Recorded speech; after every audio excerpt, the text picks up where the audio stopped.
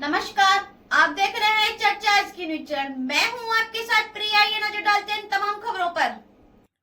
साबरकांठा जिला traffic police ने राष्ट्रीय मार्ग सलामती 2026 DYSP ट्रैफिक की अगुवाई में मनाया जा रहा है।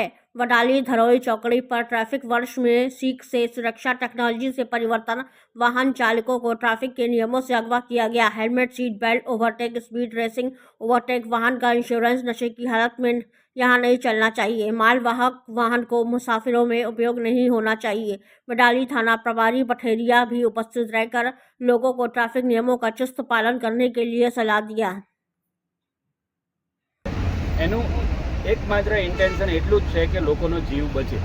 ખોટા જે આપણી ભૂલથી બીજા લોકો મરે છે કે કોઈનો દીકરો જાય છે કે કોઈનો બાપ જતો રહે છે તો એ પરિવાર આખો બરબાદ થઈ જાય. એટલે એ રોકવા માટે પોલીસ તરફથી એક માનવતાની અભિગમ અપનાવીને આ પ્રયાસ કરવામાં આવી રહ્યો છે. એમાં સૌથી વધારે જે વાહન ચાલકો છે તેઓએ જ આનું ઇમ્પ્લિમેન્ટ કરવાનું છે. અંદર બેઠેલા પેસેન્જર ચલો ચાલી જાય, પણ ડ્રાઈવર જો સીટ બેલ્ટ પહેરશે કે ટ્રાફિક રૂલ્સ ફોલો કરશે તો તેના થકી સામે જનાર વ્યક્તિનો જીવ બચશે અને તમારો જીવ બચશે. એટલે તમે આપણે સાહેબને પણ બાંહેધરી આપીએ કે આપણે વડાલી પોલીસ સ્ટેશનના એરિયામાં કોઈ પણ ટ્રાફિક ભંગના કેસો ન બને એટલે સાવચેતી રાખીએ, ટ્રાફિકનું પાલન કરીએ. પોલીસ તમને હેરાન કરવા માટે બિલકુલ નથી.